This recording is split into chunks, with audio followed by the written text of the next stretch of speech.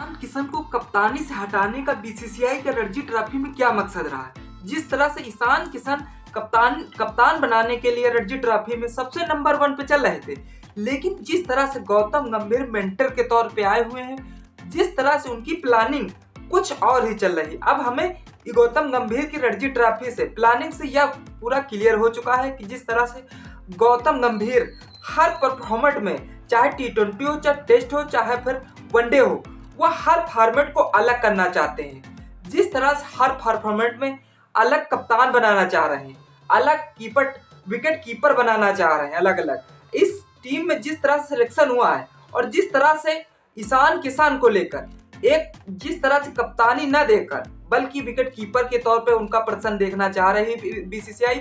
बल्कि wicket keeping में अगर वह अच्छा उतरते हैं, अपने बल्ले से अच्छा रन बनाते हैं, तो ईशान किशन के लिए इससे बड़ा मौका नहीं हो सकता। कि जिस तरह से ईशान किशन का बल्ला काफी दिनों से खामोश था, बल्कि खामोश इसलिए था कि जिस तरह से उन्हें मौके नहीं मिल रहे थे और फिर बीसीसीआई के कॉन्ट्रैक्ट जिस तरह से उनका कहना न मानना या ईशान किशन के लिए बहुत क्रोध पैदा कर रहा था। लेकिन जायज सी बात है, अगर ईशान किशन रणजी ट्रॉफी में विकेट कीपिंग और अपने बल्ले से रन बनाते हैं तो शायद रेड बॉल खेलते हुए नजर आ सकते हैं। जिस तरह से इंडिया वर्सेस बांग्लादेश के बीच मैच खेले जाना है, जिस तरह से टेस्ट में, जिस तरह से अगर इस रणजी ट्रॉफी में अच्छा प्रदर्शन रहता है तो भले टीम का हिस्सा है, बल्कि ईशान किशन भले टीम का हिस्सा है, उनके टीम के जिस तरह श्रेयस अय्यर को कप्तानी सौंपी गई है, बल्कि यह बिल्कुल क्लियर है कि जिस तरह से गौतम गंभीर ने पूरी प्लानिंग रची है, चाहे वह ईशान किशन हो, चाहे श्रेयस अय्यर हो, और जिस तरह से शुभमन गिल को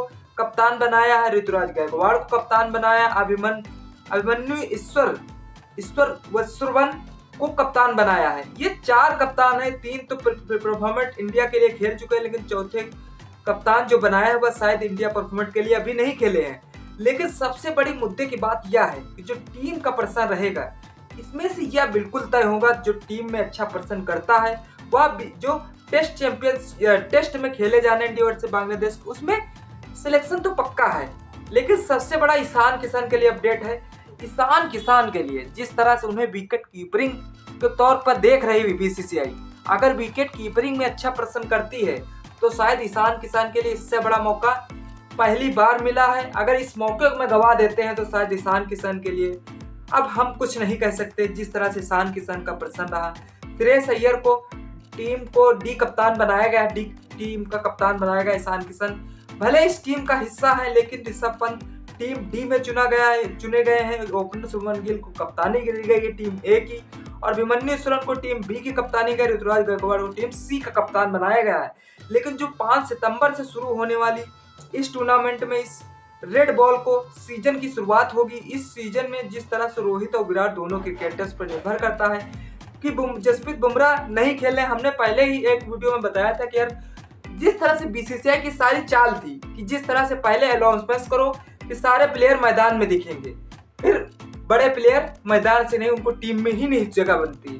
जिस तरह से रोहित विराट कोहली और बड़े सीनियर प्लेयर हैं, अगर उनको मौका देगी तो पीछे वाले प्लेयरों को कम मौका देगी। यह सब बीसीसीआई को जिस तरह से छुट्टी ना मनाने, मैदान पे सभी खेलने का मौका, यह सब बीसीसीआई की पसंदगी थी। जिस तरह से बीसीसीआई ने चाल चली, उस चाल में जिस तरह से ईशान किशन को मौका दिया गया, अगर बड़े प्लेयर सीनियर प्लेयर खेलते हैं तो शायद इन सबको मौका ना मिलता। 2 जगह तो भर जाती और फिर बुमराह की जगह भर जाती। इससे यह कॉन्सेप्ट क्लियर होता है, बीसीसीआई युवा खिलाड़ी को ज्यादा मौका देना चाह रही है, बिल्कुल क्लियर है। जिस तरह से गौतम गंभीर की कप्तानी में, मेंटर कोच में वाकई में लाजवाब का प्रदर्शन रहा। अगर ईशान किशन विकेट कीपिंग तौर पे करते हैं तो आने वाले समय में सिलेक्शन कमेटी कहने पे बावजूद रणजी ट्रॉफी खेलते हुए नजर तो आ रही है, लेकिन उसमें जिस तरह से टेस्ट में खेलना है, उसमें उनका प्रदर्शन सिलेक्शन हो जाएगा। आपके हिसाब से वीडियो कैसी लगी? वीडियो को लाइक सब्सक्राइब करना ना भूलें। जय हिंद दोस्तों।